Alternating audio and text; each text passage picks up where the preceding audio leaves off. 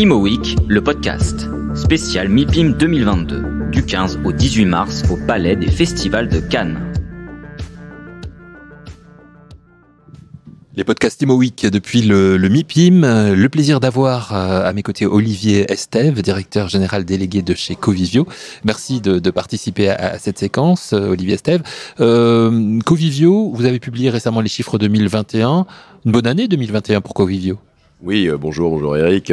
Très bonne année 2021. Alors évidemment, moins bien que 2019, mais en nette amélioration par rapport à 2020, avec de très bons résultats, à la fois sur le plan des sessions, on a été un peu plus loin que notre budget, et sur le plan des locations de bureaux, avec près de 180 000 mètres carrés transactés dans l'année, ce qui est une année record pour Covivio, dans un environnement où en début d'année, tout le monde disait le bureau est mort, c'est fini, et en fait, c'est pas du tout ce qui se passe, et on a des discussions très actives aujourd'hui sur le terrain avec les entreprises.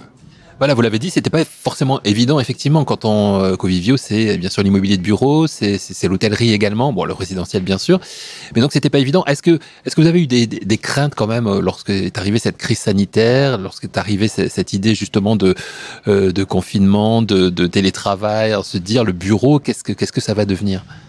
Comme tout le monde, on s'est posé, on a essayé de comprendre ce qui nous arrivait, on a subi dans un premier temps, et puis assez vite, on a trouvé des ressorts d'espérer et d'optimisme, parce qu'on s'est aperçu très vite que le lien social était quelque chose d'absolument fondamental dans les organisations, et que le bureau, finalement, allait évoluer, oui, allait devenir plus une plateforme collaborative avec beaucoup plus d'espace collectif, mais que par contre qu'il avait une importance maintenant stratégique pour les entreprises en tant que levier d'attraction des talents, levier de l'efficacité collective et puis incarnation de la culture d'entreprise.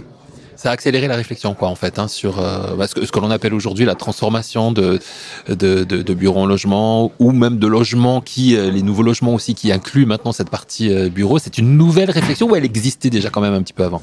Toutes les tendances, en fait, on les avait déjà embarquées dans une certaine mesure. On a eu une véritable accélération liée au Covid, avec la concrétisation de l'idée qu'on pouvait télétravailler, et qu'on pouvait travailler en mettant une dose de télétravail dans l'organisation du travail, et partagé par tout le monde, donc aussi bien par les employés que par les patrons.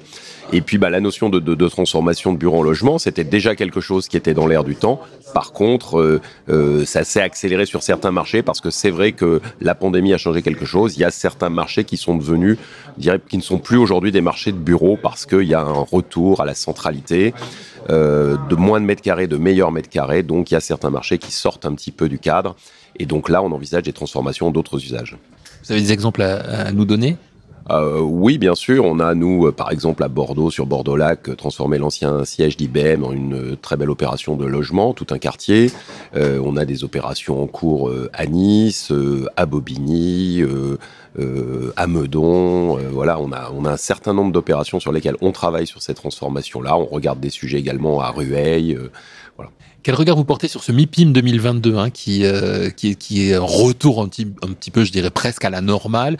On retrouve un petit peu tout le monde, les participations étrangères sont nombreuses aussi. Vous, quel était votre objectif ici en venant au MIPIM? Notre objectif, c'était évidemment de prendre la température du marché, le plaisir de se retrouver. Donc, je crois que c'est vraiment le maître mot, de rééchanger, de brasser des idées. On parle beaucoup de nouvelles classes d'actifs, de life science, etc., de comprendre un peu tout ce que ça veut dire. Donc ça, c'est vraiment ce que je retrouve dans ce MIPIM-là. Des gens assez optimistes d'une certaine façon. Et puis quelque chose qui m'a marqué, j'ai participé à un sondage d'opinion sur quelles étaient nos préoccupations majeures. Bon, on en a cité 5, la guerre en Ukraine, l'inflation, etc. Et 40 sondés, des patrons d'entreprise, etc. Personne n'a évoqué le Covid. Donc c'est simplement, ça illustre la façon dont on zappe très vite aujourd'hui. Les cycles sont devenus de plus en plus courts. Mais notre force, nous, chez Covivio, c'est de nous adapter sur la base d'un patrimoine de qualité.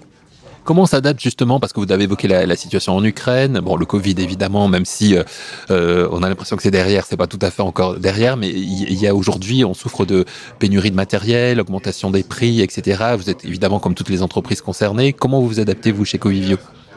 Écoutez, d'abord, on a des partenariats solides avec les entreprises avec lesquelles on travaille. On essaie d'anticiper ça, bien sûr, dans nos budgets, dans nos bilans. Donc, on met effectivement maintenant des sommes consacrées à l'indexation, par exemple.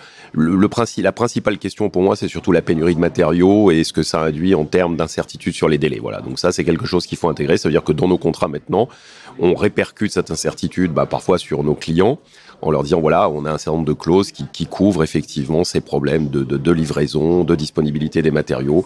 Il y a quelques points sensibles, les façades par exemple. Aujourd'hui, on sait qu'il y avait déjà peu de façadiers en France de qualité, et même en Europe d'ailleurs, c'est généralisé aussi en Italie, en Allemagne, et donc ça devient un point un peu plus critique. Il faut pas mal anticiper.